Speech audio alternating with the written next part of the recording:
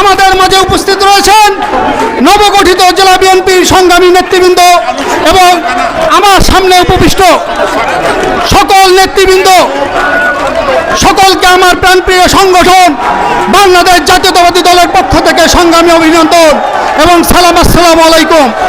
নেতৃবৃন্দ, প্রধান অতিথি আপনাদের মাঝে বক্তব্য দিলেন। আমি এতটুকু বলতে চাই, আজকের এই অর্জন, আজকের এই বিজয়ের অর্জন আমাদের কষ্টার্জিত অর্জন। এই অর্জনের জন্য আমরা সংগ্রাম করেছি। সংগ্রামী নেতৃবৃন্দ, এই সংগ্রাম, এই অর্জনকে নষ্ট করে দেওয়া যাবে না। আপনাদেরকে অনুরোধ করি, আমাদের ধৈর্য সহকারে আমাদের সকলকে ঐক্যবদ্ধভাবে সামনের দিকে পথ চলতে হবে। এই ঐক্যবদ্ধতা নষ্ট করা যাবে না। আমরা এই বিজয়, আমরা ধানের শীষ মার্কার প্রতীকে ভোট দিয়ে নীলফামারী সদর আসনকে তুহিন ভাই হাতে দিতে চাই। আপনাদের সকলকে ঐক্যবদ্ধ হওয়ার আহ্বান জানিয়ে আমি আজকের মতো আমার বক্তব্য শেষ করছি।